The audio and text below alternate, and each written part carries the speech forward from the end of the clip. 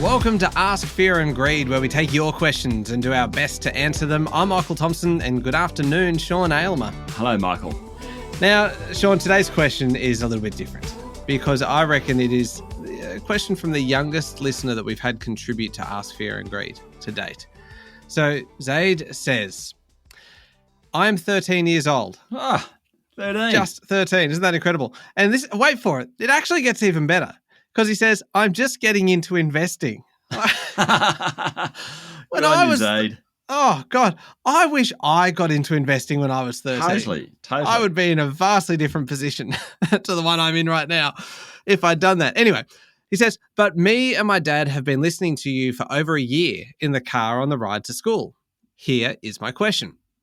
How can people invest in the dollar and how does the price fluctuate? For example, if I have Aussie dollars in my bank and the price increases for Aussie dollars, does my bank account balance go up or can I exchange more dollars and get more value if I'm exchanging it to the US dollar?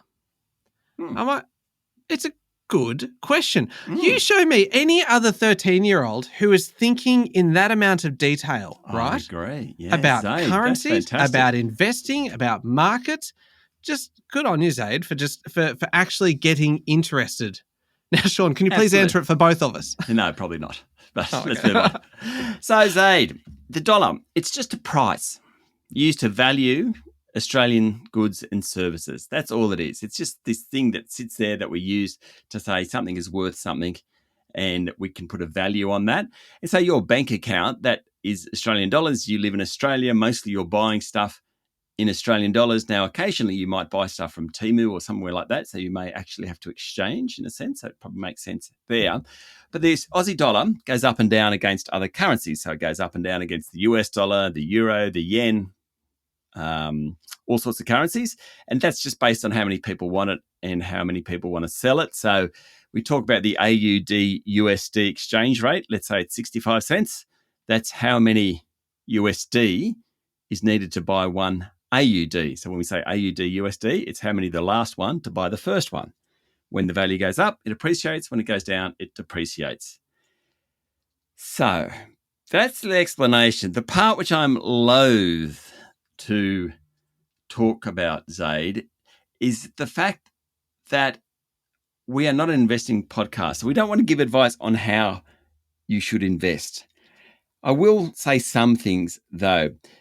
I don't think using currency as an investment tool is a particularly sensible thing to do. Now, Alan Greenspan, who's a guy who used to be the head of the central bank in the US, the Federal Reserve chair, he once made a famous comment. He said, forecasting a currency is like flipping a coin. His point being, you could be right, you could be wrong, you got a 50-50 chance. So he's saying as an investment tool, that ain't a great thing.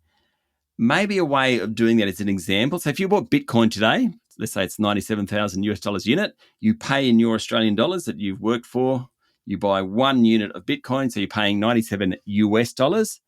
That's about 150 Australian dollars. If the Australian dollars goes from 65 to 70 cents, before you make any money, Bitcoin has to go from 97 to 105,000 US dollars. So currencies are tricky because you can have investments and the asset you buy, McDonald's shares, Tesla shares, they may go up, but if the currency works in the wrong way, you may not end up with any more money. Michael, the question really was how to do it, and I'm really loath to say it. I mean, I actually once got a Commonwealth Bank travel card and left money. I was going to the States, put money into US dollars. I think I got it at like 75 US cents, went to the States, came back, and kind of ages later, the actual travel card was going to cancel because travel cards cancel after a certain amount. And I exchanged the money back at 67 cents. So in a sense, I made money in that transaction, but that was just luck. Maybe because you forgot about the card, which is not exactly the best kind of investment strategy, is it? No, those money cards, I mean, you get such a dreadful exchange rate on those travel money cards. So I wouldn't suggest that. Yeah, I mean, you can invest in currency ETFs, so exchange traded funds. Yep. Places like beta shares. You can actually buy investments which, what they say, hedge against the exchange rate risk. So you pay an extra price, but they'll always give you a set exchange rate. So there's that. But of course, if you're going to do it, Zaid, you and your father go to a financial planner. That's what I say. Work out how to do it that way. The actual Aussie dollar, when we talk about it going up and down against the US dollar for you in your bank account, probably doesn't make any difference whatsoever. That's not quite right, but actually, it's not quite right because it does make a difference to your dad, right? Your dad's got money in his bank account and he takes it out to fill up the petrol, fill up your car, and the price of petrol actually goes up and down based on what the Aussie dollar does, as well as oil prices. There are two parts to it. So in actual fact, there's a real life example how it does affect you. But investing in it, it's risky. Tough. Yeah. And I'm just so impressed. I am so impressed because Zaid went on in his email to then say basically that love the podcast and I'm relatively new to investing as a 13-year-old. I don't fully understand this topic, so that's why I'm asking about it. So not just the fact that he is investing, the fact that he didn't know something, so he is asked about He's it. interested. Yeah. Like that just, great. Anyway, tick, tick, tick, tick, tick. A big tick for the answer as well. All round, great way to finish the week with a fantastic Ask Fear and Greed. Thank you, Zaid, for your question, and thank you, Sean, for answering it. Thank you, Michael. Thank you, Zaid. Best question of the year. I'm going the whole year. Well, considering we are kind of We're almost there. Almost at December. I don't reckon it's going to be beaten. No. We will see. Can we get make sure that Zaid or his dad gets a Mia mug? A Mia mug. Great idea. Yeah, fantastic idea. Great point.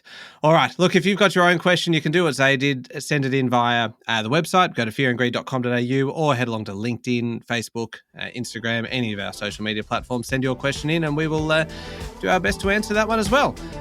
I am Michael Thompson and this is Ask Fear and Greed.